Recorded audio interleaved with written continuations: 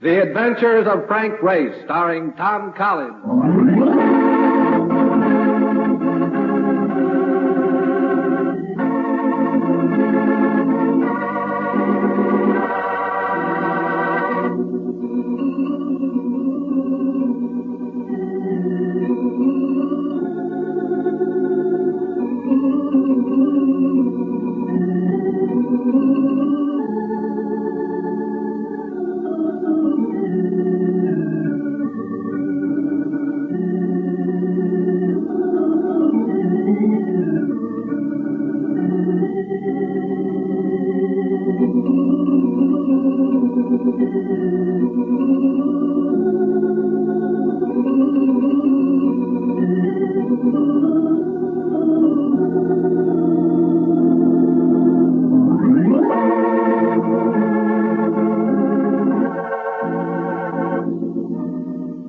Many things were changed during the war.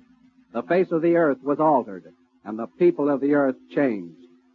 Before the war, Frank Race was an attorney, but he traded his law books for the cloak and dagger of the OSS. And when it was over, his former life was over too. Adventure had become his business. The Adventures of Frank Race.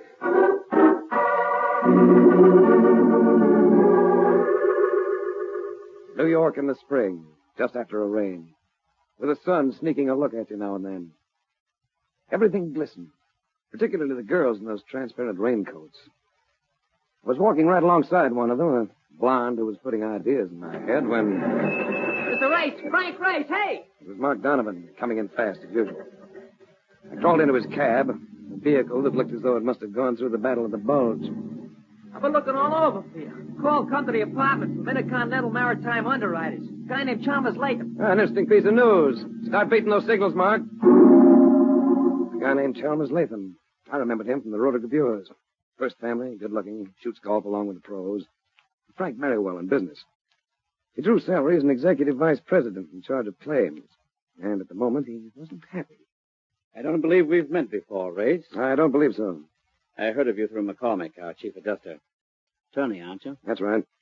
The OSS during the war, quite a lot of foreign service, decorated several times. You've got me. Might I ask why you prefer not to practice your profession? Well, I got fidgety in courtrooms. It's a handicap. Irritates the judges. I'd like to point out, Race, that the function of this office is to adjust claims, not to investigate them. But you've had one come along that looks fuzzy. Not one, two. Two freighters operated by the same firm. The claim in each case is for total loss. How did they go? Overdue and presumed lost. Frankly, they just disappeared, without traces. Ship, cargo, and crew. Well, sounds like an interesting assignment. As I just mentioned, our function is to adjust claims and, well... You don't want to make a fuss. You understand. Now, the claims may turn out to be perfectly legitimate. So I suggest that, on the surface, you make it apparent that you're not working for us. Pardon me, Mom. Yes? Put Miss Deneen on. No, wait a second. I'll talk to her out there. Excuse me a minute, Race. Quite all right, Lem. It took at least 15 minutes. And when he came back, he kept moving around, smoking rapidly. You free this evening, Race? I could be. I'd like to take you to Sally Deneen's for dinner. Informal or white tie? White tie. I'll pick you up at 8. I left Latham's office and headed for the elevator, but I never quite got to it. The interception came in the shape of a paunchy personality with a pair of eyes that reminded you of grapes. Peeled grapes. His face was round and without guile, and he spoke with the voice of a choir boy. We're taking the stairs. Well, I'm not seeking exercise. You know, that's a long way down. I said we're taking the stairs. You go moving your flippers and you'll pick up a crop of bruises. I got the feeling I'd pick up more than that. Those orbs told me he'd been smoking a brand they don't advertise. We took the stairs. Stay close to the buildings. And remember, one phony move and I'll plant a slug in you. There were several cabs around, but no sign of Mark Donovan. We walked about 4 blocks to finally turn in at a short blind alley, a loading dock. On hand were a couple of citizens who'd been fair game for any dragnet. One of them was an ordinary hood, but the other... Well, you remember the way a bootlegger used to dress when business was good? Slouch hat, double-breasted Chesterfield. Hello, Race. My name's Jacklin. Eddie Jacklin. Should that make me happy? I'm not here to stall around. What'll you take to turn down that job for Intercontinental? I might be able to answer that better if I knew what they intended to pay me. Now you're doing the stalling. Like I told you, Eddie, you don't have to offer him no dough. Just let me push him around a little. Like this? Great eyes? I heard you were pretty handy with that commando stuff. Well, he could have been friendlier about things. Walked me several blocks without uttering a civil word. I try to be friendly with people I do business with. You may as well get it straight, Jacklin. I'm not doing business.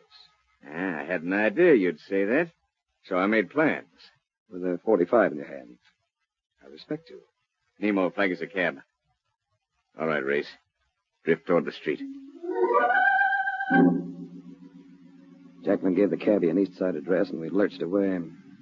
Our flying start made me glance at the driver. I had to swallow a grunt when I saw it was Mark. His eye in the mirror caught mine, and I got set for his play. And it wasn't long in coming. Getting a clear stretch ahead, he gunned the cab to about 50, then slapped on the brakes. I braced myself, and when Jacklin and Nemo went forward, I grabbed both of them behind the head and pushed hard. Get him outside, Frank. Get out, Jacklin! On your head, Frank, on your head. I was conscious of a sickening splat, and we all sprawled on the pavement. Nemo and I came up together, and I went at him with the sharp edges of my hands. He took 2 or 3 and then broke away into camp. Come on, Race, let's get out of here.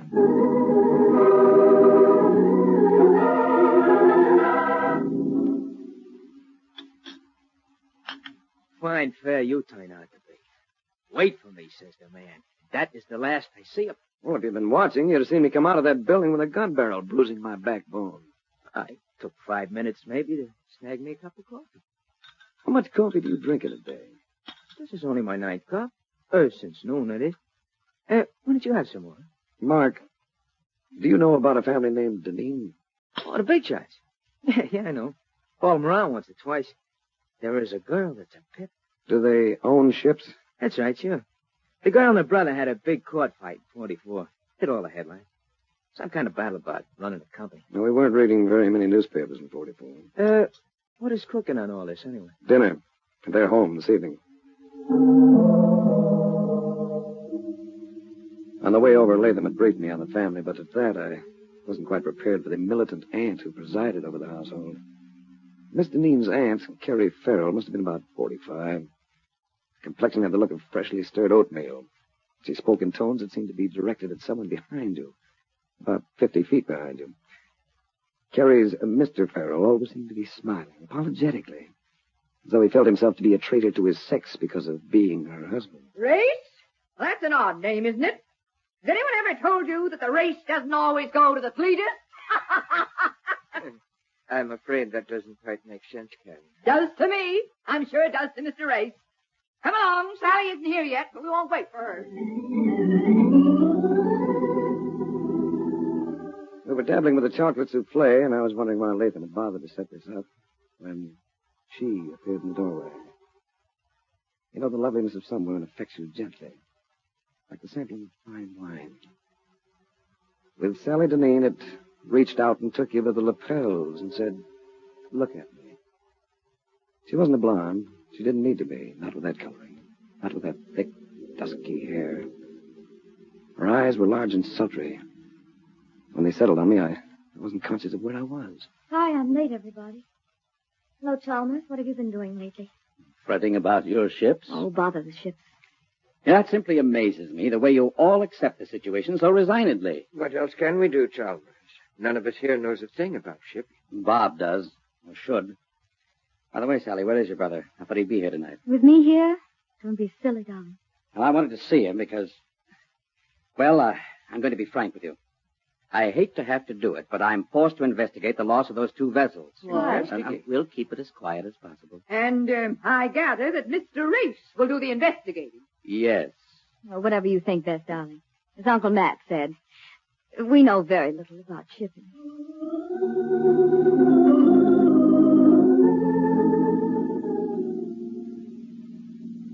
Nice dinner, Latham. I enjoyed it. What did you think of them? Interesting people. Do they share ownership of the company? Sally and Auntie and Brother Bob.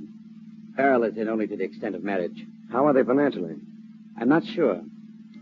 You see, Race, I have an emotional interest in their affairs. And I caught them. How soon can you leave for San Francisco? That's where the ships are? Most of them. Well, I'll be phoning for a reservation while I change my clothes. Good. And Race, there'll be a $1,000 bonus if you make good use of that discretion of yours.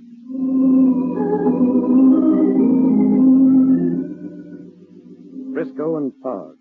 According to all reports, they're like bread and butter, particularly in spring. So the sun was a newly minted gold piece. The only cloudiness visible was in my taxi driver's face as the car in front of us made a left turn from the right-hand lane. The cabbie dropped me at a hotel that matched the weather, the Mark Hopkins. And while I was smudging the register, I heard myself being paid. I signaled bellhop and led me to the bar. Sally was there. Surprised, Mr. Race? Frankly, yes. What will you have to drink? A bourbon and soda, please. Since you'd like to know, I wheedled your destination out of town with me. What did you use to get out here? A rocket? Well, I imagine I caught an earlier train. Trust I don't look travel-worn. You look... Well, if you don't know how you look, you're not the girl I think you are. There's a compliment. I'm afraid that one is tinged with cynicism. No, I'm not being cynical. I may get that way later, but I'm not now. I like you, Race. You mind? What about Latham? Will you believe me? If you level. I'm leveling, Race.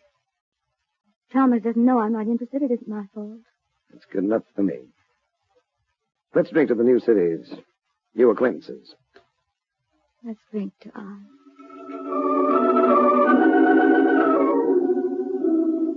I spent the next couple of days kicking around and asking questions about missing ships. And I drew a lot of blanks. Then I ran into Sally again, at night, in the lobby of the hotel. Tell me, Race, have you been avoiding me? I've been circulating around. That's the way I earn a living. Aunt Carrie and Uncle Nat flew out. I'm having dinner with them. Why don't you join us? Here at the hotel? No.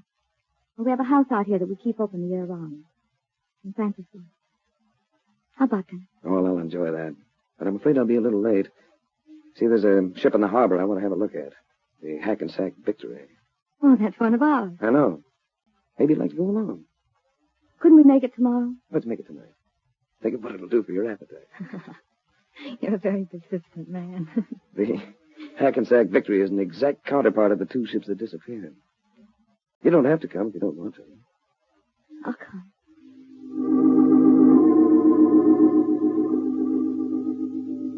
We found the Hackensack Victory with the gangplank down. When we reached the deck, I led Sally aft to a cabin door that bore a brass plate, identifying the quarters as belonging to the master.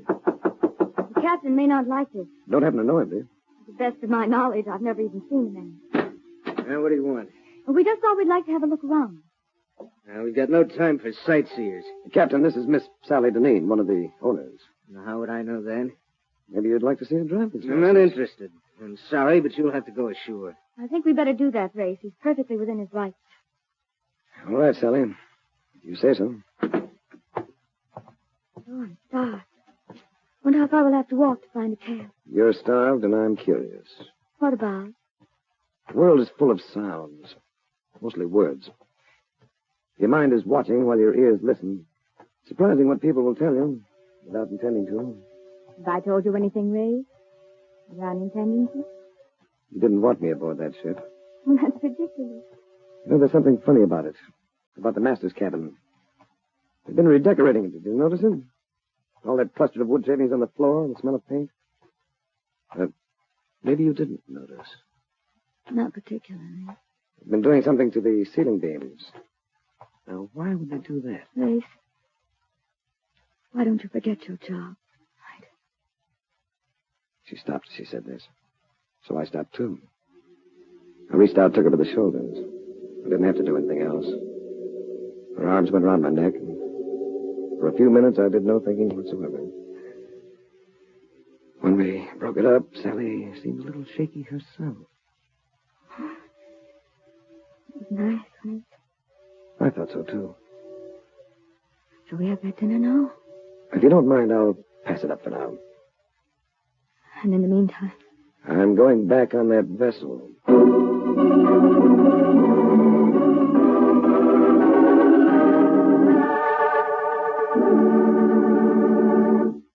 We'll return return to the adventures of Frank Race in just about 1 minute.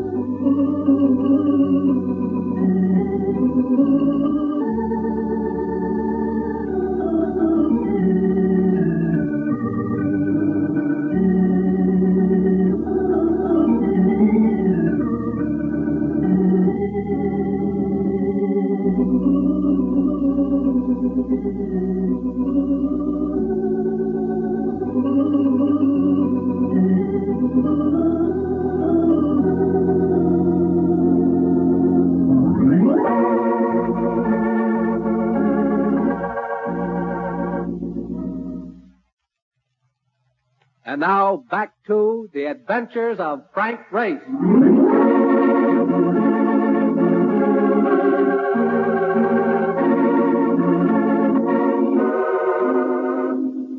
There was something wrong with the Hackensack victory. I was sure of that. And I couldn't drop the feeling that Sally Deneen was in on it. The gangplank of the ship was up, so I picked the mooring line and managed a hand-over-hand passage that put me aboard. No one seemed to be around, but the master's cabin was unlocked, and I pushed my way in. It was the same lad. We started to be trucking it again until he glimpsed the Smith & Wesson in my hand. Well, what do you want now? Just a little talk. Why don't you sit down? First, I'd like to know why the remodeling job. The beam up there. I don't know what you mean. That beam has just been cased with another piece of wood. Very skillfully, too. Why would anyone want to do that? This vessel carries a serial number. It's to be found on her engines, on her compass, on her keel. It's usually carved into the main beam of the master's cabin. Who'd want to be changing all that? I thought maybe you'd like to tell me. Not saying a word about anything. Maybe you'll talk at police headquarters. Put on your coat. You can't arrest me. Where's your authority? In my hand. Get that coat on. He was right. I had no authority. But somehow I was going to get him inside a police precinct. We left the cabin and went to the waist. We got halfway down the gangplank. That you, Kennedy? Yeah, but watch out for this fella. He's hijacking me. Well, if it isn't Race. Going somewhere, Race? They were at the foot of the gangway, all of them. Jacqueline, Grape Eyes, and Nemo. Take it carefully. He's got a gun on my side. We got rods, too. 3 of them. Why don't you try coming by, Race? Listen, Jacqueline. Listen carefully. I'm coming down with Kennedy in front of me. And you lads are going to back away to the left. Make any bad moves and I start blasting. I've forgotten the Grape Eyes wasn't exactly the rational type. I never cared for high dives, but it was either Jacqueline or a jackknife.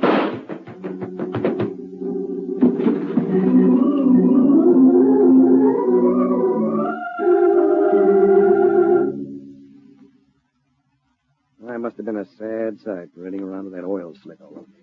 But I paraded. At police headquarters, I wrote a description of Captain Kennedy and swore out a warrant for his arrest. Then I went to the hotel and scrubbed myself for about an hour and crawled into bed. I slept hard until... Yes? Good afternoon. Oh, hello, you. I'm sorry about last night. Adventure reared its delaying head. All is forgiven. As a matter of fact, we're getting together tonight. Aunt Carrie, Uncle Matthew, and I. You aren't too busy. Ooh. Is this for dinner? In your honor. The address is 122 Roland Lane. St. Francis Wood? That's it. I'll be there scrubbed and cold.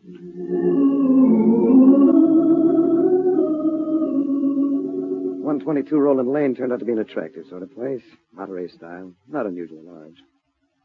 When I got inside, I was provided with the surprise of finding Chalmers Latham on hand. He drew me to one side. Anything to report? First you told me. Did Sally Deneen and her brother ever patch up that disagreement they had a few years ago? No, they never patched it up. Where is the brother? Haven't any idea.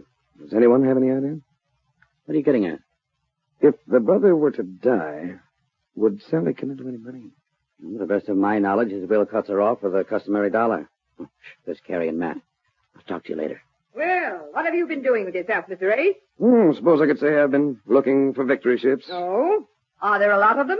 Good heavens, my dear. There were hundreds of them built during the war. And many a welder lost his life working between their double hulls. Some of them weren't built very well.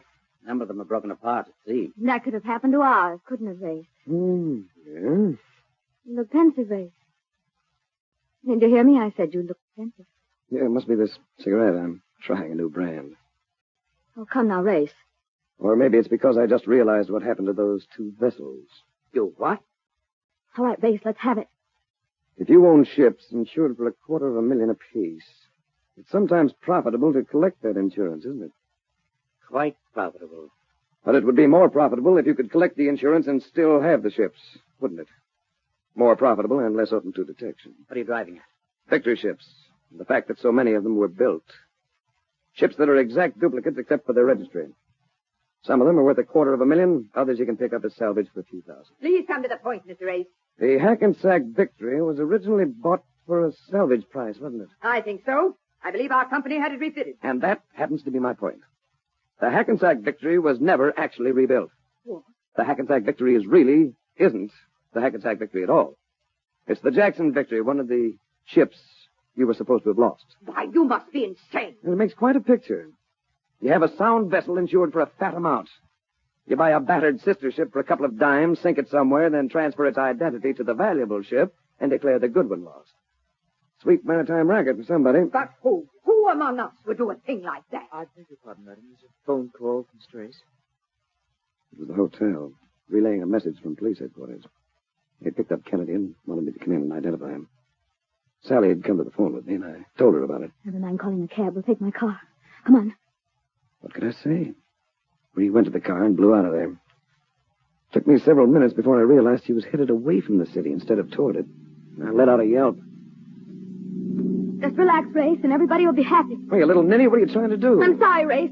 Company's been losing money for some time. I guess that brother of mine just couldn't take it. But I care for him, Race. I care for him, even though we don't get along.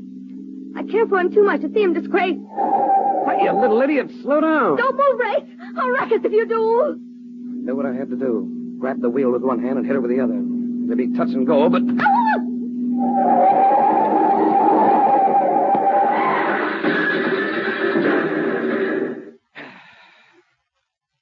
Well, have you ever tried to stop a speeding car with an unconscious girl flopping all over you? I took time out to make sure she wasn't too badly hurt. Then I swung the bus around and headed it back. She came around pretty soon, but didn't say anything. Just sat there letting me make the plays. The police had Kennedy all right, in the hospital. But it wasn't easy to identify him. His features had been altered too much, and he was unconscious, almost dead. I left the place, and Sally and I drove slowly back to St. Francis Wood. It was pretty late by then, and the house was dark. But I went in anyway. In the dim light of the living room, I took Sally in my arms. And in spite of what I had done to her, she responded. All right. When we care for each other the way we do, is it necessary for you to be so hard about things? Can't you work for me instead of the insurance company? Sally, what do you think happened to the crews of those two ships? Well, I don't know. It hadn't occurred to me. It occurred to me. I believe they were murdered. And, Sally... Yes? I think your brother has been murdered, too. Oh. I'll take it, Race. I'll let her.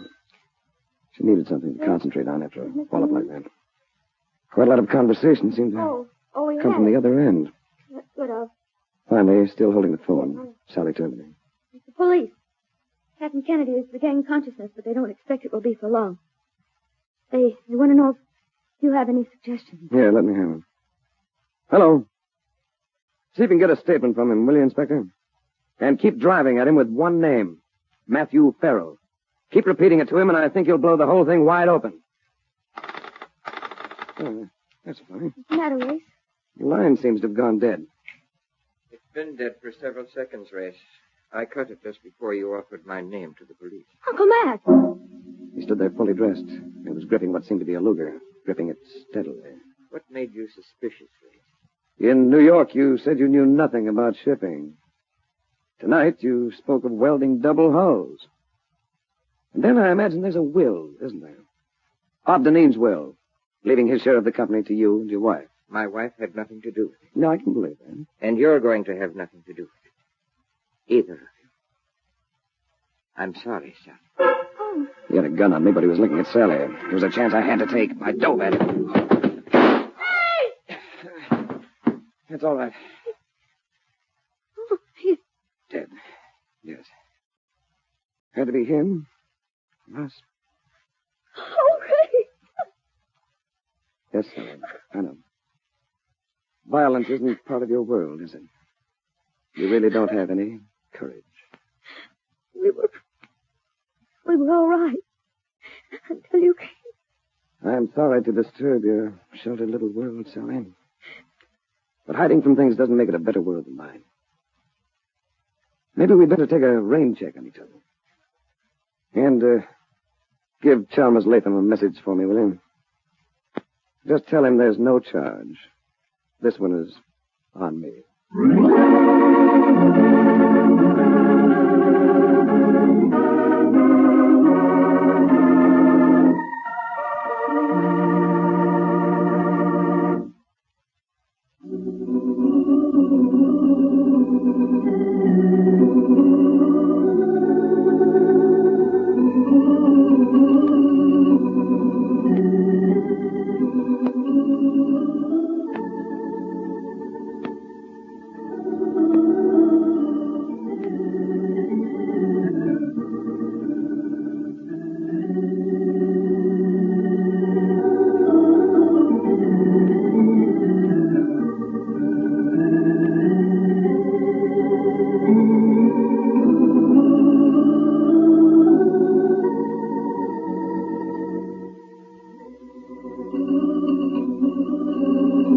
The Adventures of Frank Grace, starring Tom Collins, came to you from Hollywood. The series is written and directed by Buckley Angel and Joel Murcott. The music is composed and played by Ivan Ditmars. Be sure to be with us again this time 1 week from today for another dramatic chapter in The Adventures of Frank Grace. This is a Bruce Ells production.